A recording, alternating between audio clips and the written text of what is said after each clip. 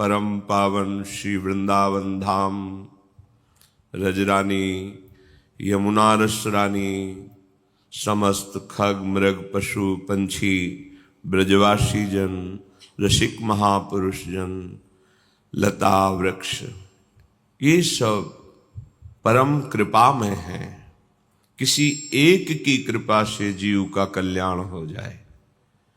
रजरानी का एक कण भी यदि नित्य शरीर में लगता है तो कोई कैसा भी पापाचारी हो, उसका अंतःकरण पावन हो जाएगा और उसकी अंतिम गति प्रियालाल होंगे। इस रजरानी की बहुत महिमा है। अगर एक भी लता कृपा कर दे तो प्रियालाल का अद्भुत प्रेम प्राप्त हो जाए। अगर रसिक महापुरुषों की दृष्टि पड़ जाए और उनके वचनों के अनुसार जीवन बना लो तो बड़े बड़े ऋषि मुनियों द्वारा वांछित जो प्रेम रस है वो आपके हृदय में स्फुरित हो जाए। ऐसी पावन भूमि में हमें अवसर मिला है अपने जीवन को सुधारने का।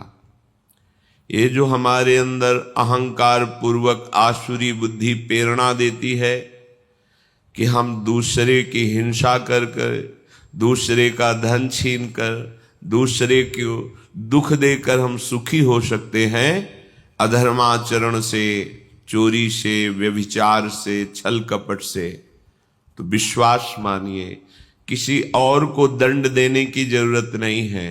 आपका कर्म ही आपका नाश कर देगा। रोज का रोज आपने जो कर्म किया है वो बलवान हो रहा है आपको दंड देने के लिए। जहां समय आया फिर तुम्हें कोई नहीं बचा सकता, वो कर्म ही तुम्हें हजारों की भीड़ में नष्ट कर देगा।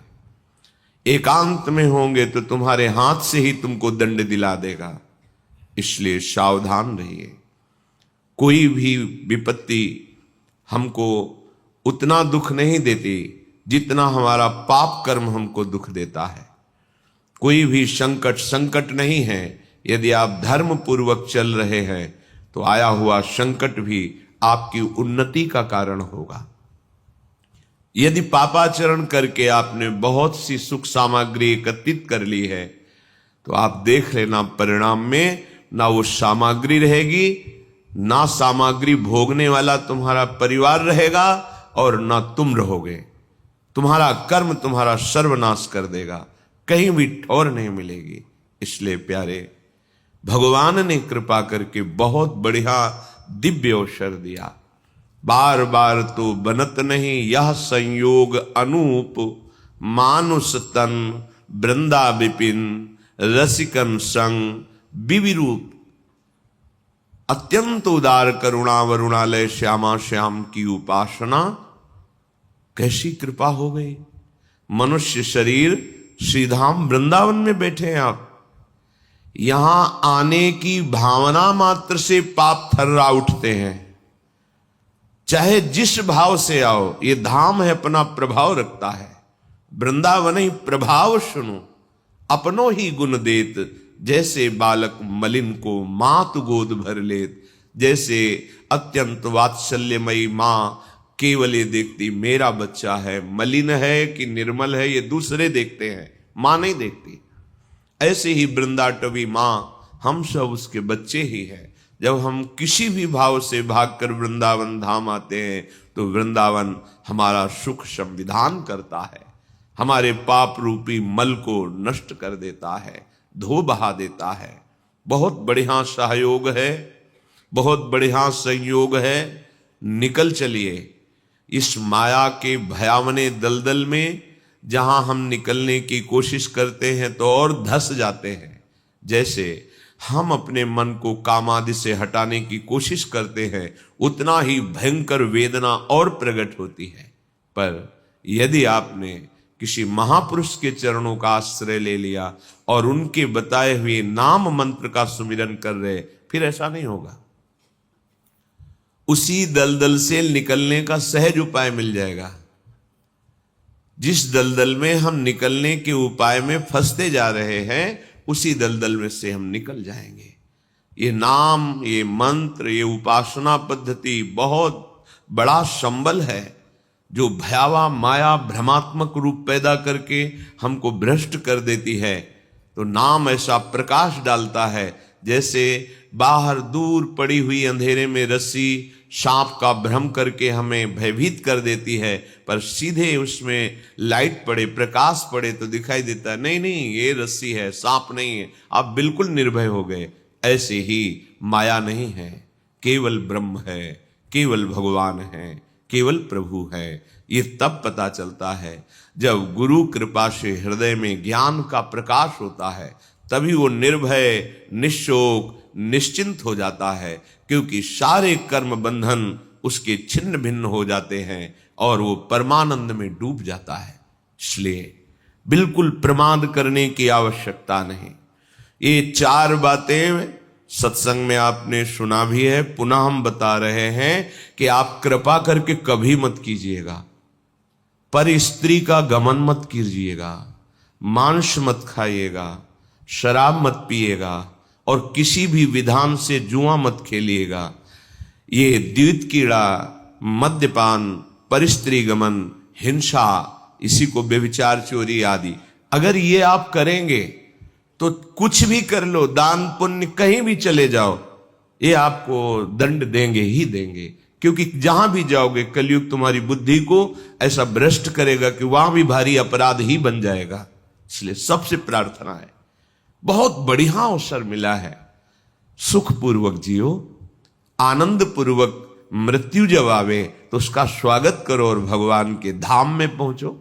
अनंत आनंद जहां बिखर रहा है, ये जीवन इन ओस कणों के पीने से प्यास नहीं बुझती।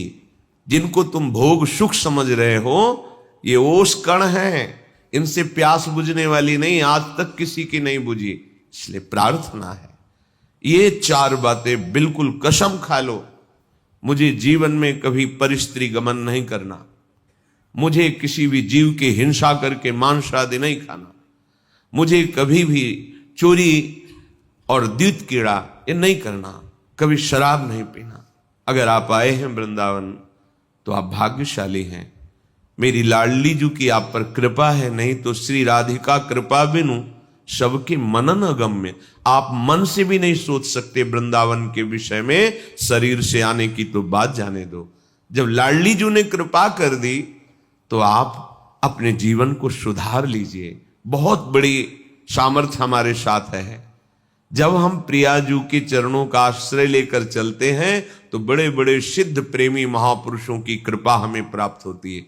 ऐसे थोड़ी मार्ग में निकल जाया जाता है माया को परास्त करके, हमारी सामर्थ्य नहीं है। जो मायातीत अवस्था को प्राप्त महापुरुष हैं वो अहेतुकी कृपा हम पर कर देते हैं। तो आप पे अहेतुकी कृपा हुई है, आप श्रीधाम आए हैं। बड़ी महिमा है सत्संग की। आप जहां बैठे हैं परम पावन भूमि है, शिव शनकादि उद्धवादि के द्वारा बंदनी रज में बैठे हैं। यहां आपको निर्णय लेना चाहिए कि जो असत कर्म जन्म जन्मांतर में हमें दुख ही दुख देंगे वो मुझे नहीं करना। ऐसा संग नहीं करना जिससे कुमार्गगामी प्रवृत्तियों का बढ़ावा मिले। वो हमारा दोस्त नहीं है, वो हमारा शत्रु है जो हमें सतमार्ग से भ्रष्ट कर दे। लोगों की धारणा बन गई है कि धन ही एक सुख का साधन है, चाहे जो कुछ करो, दिमाग में बैठा हुआ है। कुछ भी सत्कारिक भी करो तो उसका परिणाम धन मिलना चाहिए। कितना आया, कितनी प्रॉफिट हुई, बस आप विचार पूर्वक देखिए। पहले धर्म है, फिर अर्थ है, फिर काम है, फिर मोक्ष है।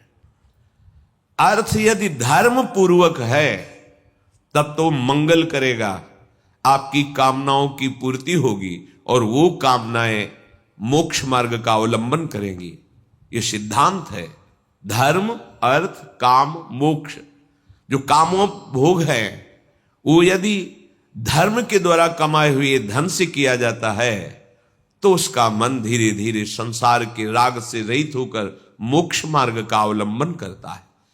लेकिन धर्म को छोड़ दिया, केवल अर्थ, तो फिर काम पिशाच की तरह चढ़ जाएगा और तुम्हारा नाश कर देगा।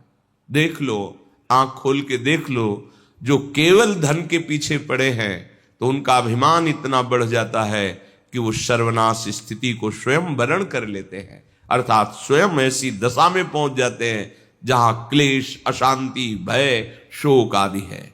इसलिए धर्म सबसे बड़ी वस्तु है।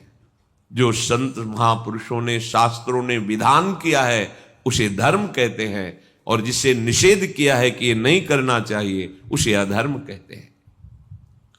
धर्म के पालन करने वाले के जीवन में ऐसा नहीं कि विपत्ति नहीं आती, संकट नहीं आते, रोग नहीं आते, ऐसा नहीं है, आते हैं, पर उनको सहने की सामर्थ्य मिलती है और आगे नहीं आएंगे। ये पीछे का हिसाब है। आज जो तुम कर रहे हो, आगे तुम्हारा बड़ा शुभ है, बड़ा मंगल है, बड़ा प्रकाशमय मार्ग है, आनंदमय मार्ग है। इसलिए हम आगे को सुधारने के लिए आए हैं। हमारा वर्तमान पवित्र धर्म युक्त, हमारा वर्तमान भगवत स्मरण युक्त, हमारा वर्तमान दूसरों को सुख देने की भावना से युक्त, तो निश्चित भविष्य आपका परम मंगल है, परम सुखमय है। देखो, भगवान के परम पावन भक्त पांडवजन सत्यनिष्ठ हैं, धर्मात्मा है, धर्म से चलते हैं। कितनी भारी विपत्ति आई है, जो चक्रवर्ती सम्राट पद पर अभिषिक्त हुए उन्हीं को 12 वर्ष का वनवास और 1 वर्ष का अज्ञातवास। कितनी कठिन परिस्थिति है। भयावह जंगलों में जहां कोई सुविधा नहीं है वहां जीवन व्यतीत करना है, और ऐसे सुविधा में रहने वाले सम्राट पद में जो हैं उनको कौन सी सुविधा दुर्लभ है। जिनके मित्र भगवान श्री कृष्ण हैं, जो सत्य को स्वीकार करके धर्म में आचरण करते हैं, उनके जीवन में ऐसी विपत्ति, तो अपने लोग तो विपत्ति लायक ही है। इसलिए विपत्ति में कभी घबराओ मत। यदि विपत्ति में धर्म का त्याग कर दोगे तो फिर ठीक नहीं रहेगा। संकट आया, विपत्ति आई, दुख आई, तो और धैर्यपूर्वक उसको हमें सहना है और अपने भगवत चिंतन को, धर्म को नहीं छोड़ना है, तो आगे बड़ा मंगल होगा।